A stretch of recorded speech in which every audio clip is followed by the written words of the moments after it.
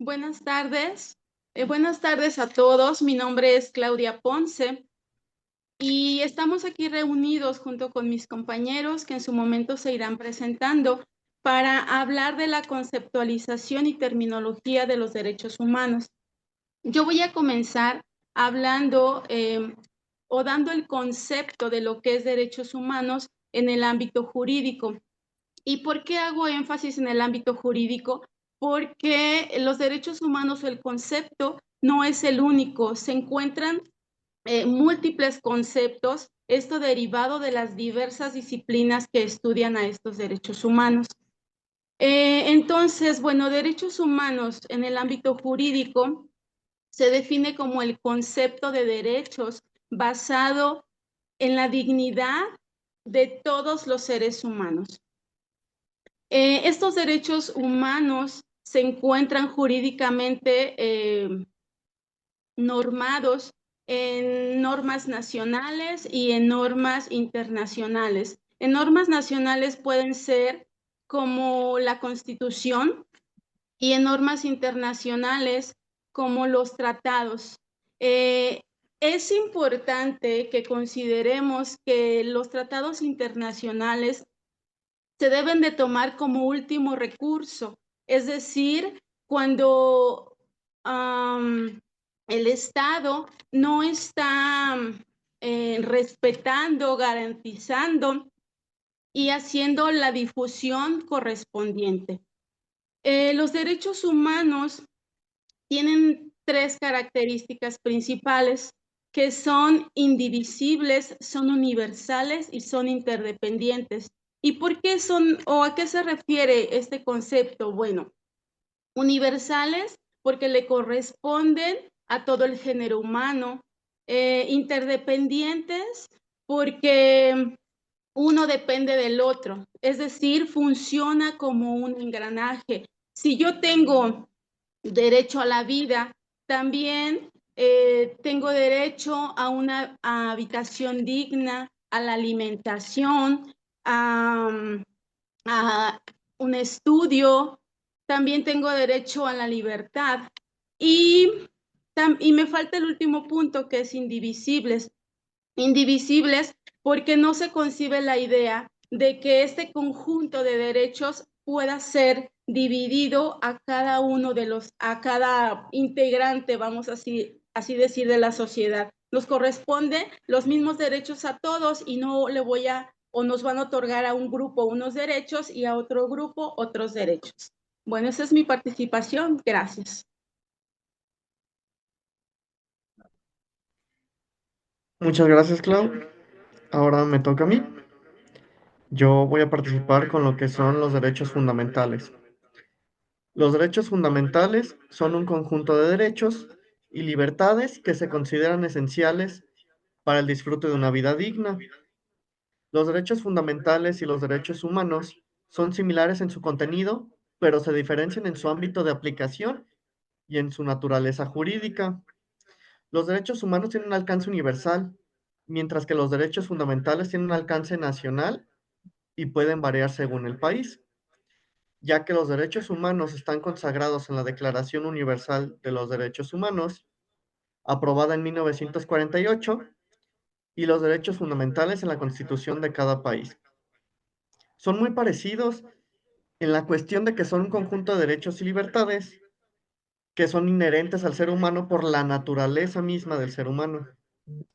La diferencia es el ámbito de aplicación que pueden llegar a tener, ya que derechos humanos es el término que se maneja a un nivel internacional y aparte también tienen una gran diferencia en la cuestión de los mecanismos de aplicación de cada uno, ya que cada país tiene distintas organizaciones, distintas leyes respecto a lo que son sus derechos fundamentales. En cambio, los derechos humanos tienen un lineamiento internacional, que donde estés, en el país en el que tú estés, sigues gozando de los mismos derechos. No cambian a diferencia de como por ejemplo algún país de Medio Oriente, con México, con alguno de América. Por mi parte sería todo. Bien, a mí me tocó la parte de las garantías individuales. Bueno, básicamente en algunas legislaciones nacionales se llaman garantías eh, constitucionales o derechos constitucionales. Es decir, que son derechos básicos mínimos consagrados dentro de la Constitución y básicamente nos dice que son derechos que se consideran esenciales dentro de un mismo sistema político y los cuales se vinculan como tal a lo que es la dignidad humana. También las características principales de de las garantías individuales nos dice que de entrada pues son materia del derecho público y subjetivo, de cuyo cumplimiento de cuyo cumplimiento el Estado es el encargado. Comúnmente este tipo de derechos nos dice que son unilaterales, irrenunciables e intransferibles, además de que también son perdurables. Existe como tal una clasificación de garantías individuales, la cual nos dice que son garantías de igualdad, garantías de libertad, garantías de propiedad y por último unas garantías de seguridad jurídica. Como tal, en algún ejemplo de garantías individuales podemos considerar que está el derecho a la vida, el derecho a la integridad física y moral, el derecho a la libertad de creencias, el derecho a seguridad jurídica y tutela judicial. Básicamente es la parte de las garantías individuales.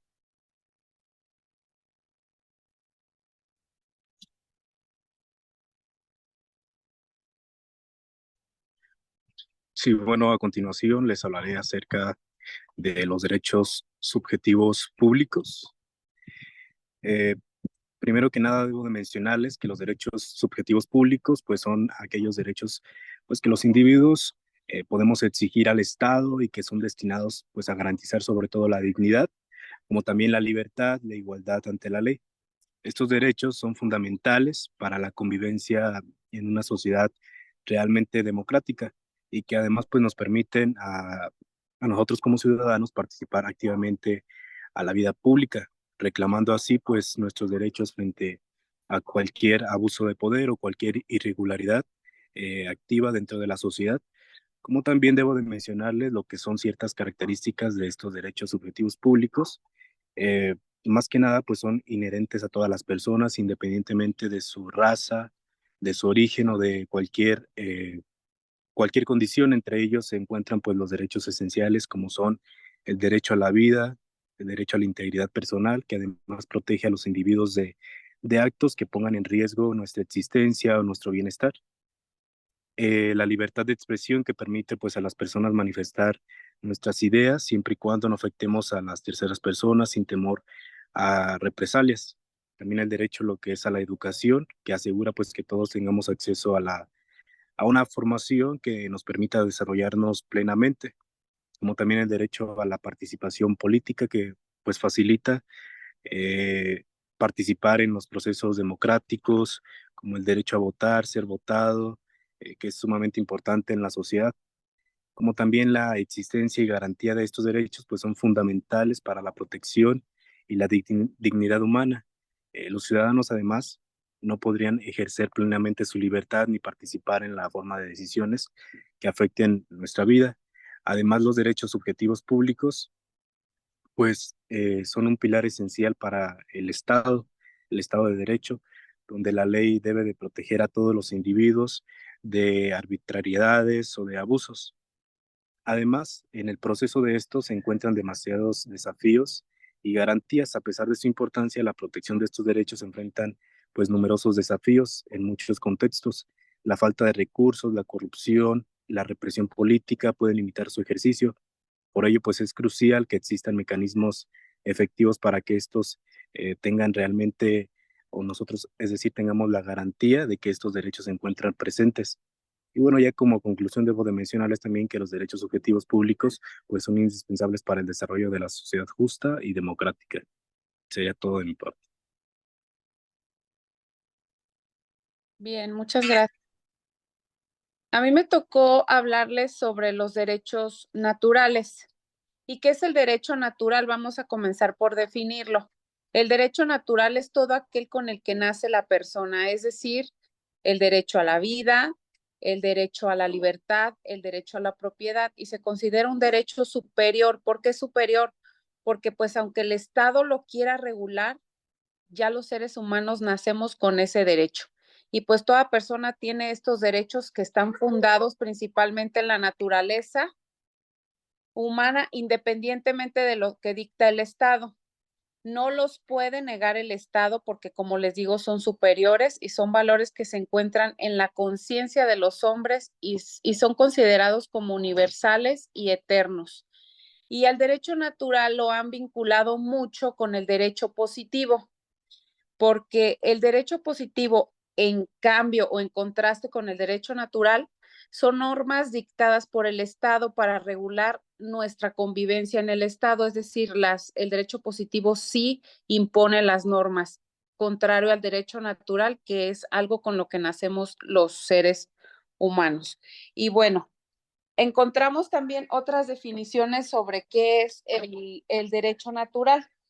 También encontré otras definiciones que dice que son un conjunto de normas válidas y justas, independientes de las leyes que dicta el gobierno, como les decía. Y son derechos inalineables. ¿Qué quiere decir?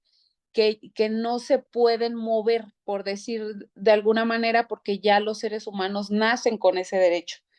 Y bueno, ¿cuáles son las características del derecho natural? Que tenemos derecho a la vida, a la libertad y a la propiedad.